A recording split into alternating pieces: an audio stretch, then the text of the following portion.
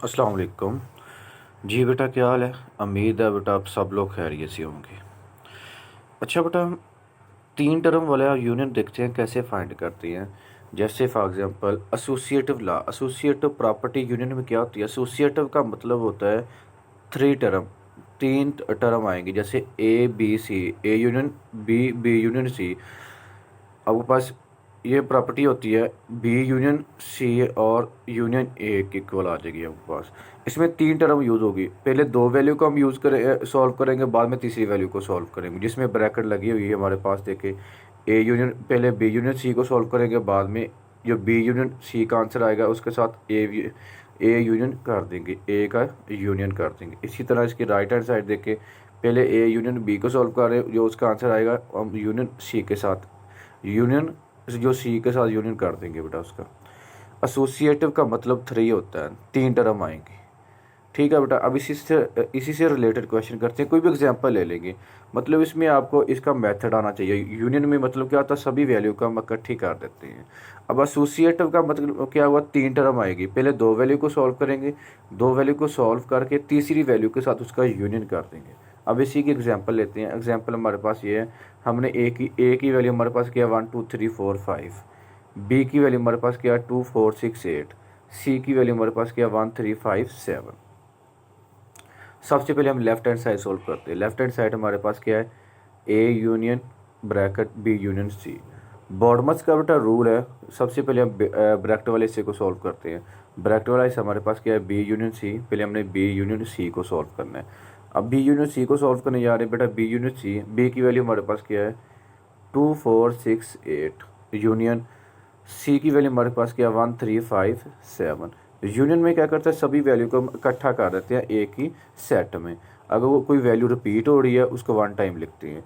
अब इसको, इस पूरी टर्म को हमने एक ही सेट में इकट्ठा कर दिया बेटा। इसमें क्या आ जाएगा, 1 2 3 4 5 6 7 और 8। एक ही सेट में, पूरे दोनों सेट को हम एक सेट में इकट्ठा कर दिया। ये यूनियन आ गया बी यूनियन सी। अब इसका यूनियन हम ए के साथ यूनियन करेंगे। कैसे लिखेंगे, A union B union C. पहले ए की वैल्यू लिखी बेटा हमने। ए की वैल्यू हमारे पास क्या थी, 1 2 3 4 5। आगे क्या आ गया, बी यूनियन सी। ये मैं जिस पे सर्कल लगा रहा हूँ। बी यूनियन सी की वैल्यू हमारे पास क्या है, ये वाली वैल्यू बी यूनियन सी की वैल्यू। वो वैल्यू लिख दी हमने, 1 2 3 4 5 6 7 8। वो वैल्यू हमने लिख दी। अब इन दोनों का यूनियन करना हमने, ए यूनियन, अब बी यूनियन सी पूरी एक टर्म बन गई है। अब इसका हम यूनियन करेंगे, A union B union C के साथ इसका यूनियन करेंगे।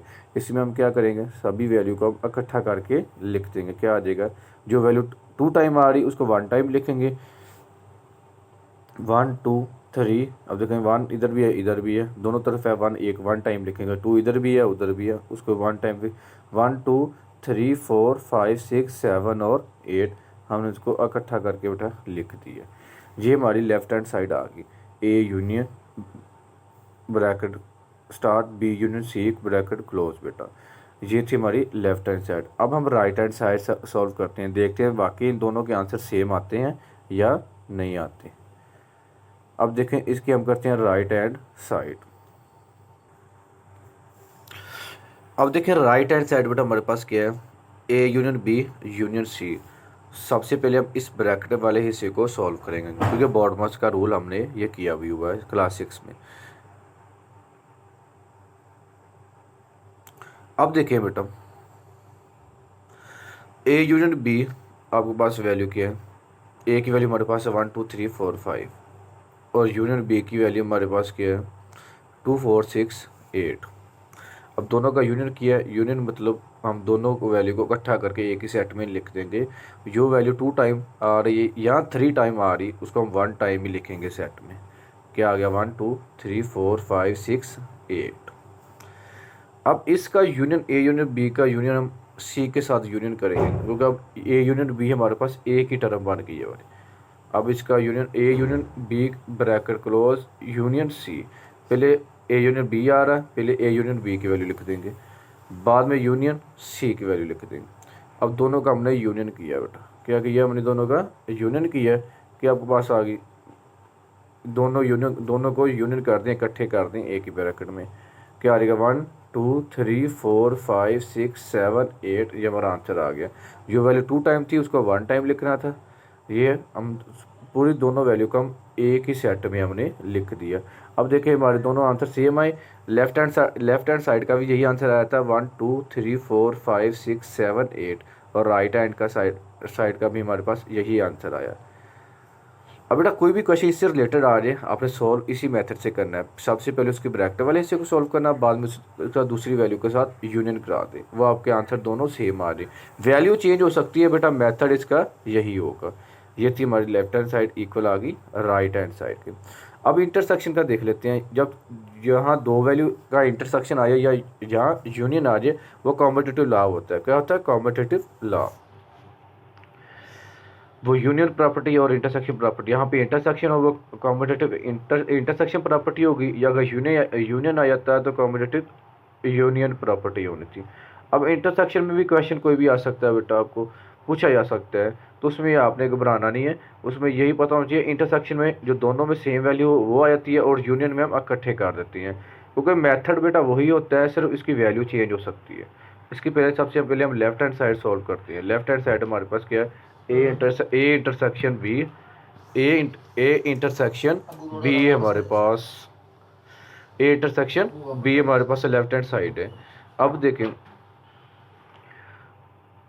ए इंटरसेक्शन बी है, उसकी वैल्यू की, ए की वैल्यू क्या थी? 1 2 3 4 5, हमने प्रीवियस वैल्यू यूज़ की है, और बी की वैल्यू हमारे पास क्या है? 2 4 6 8, 2 4 6 8।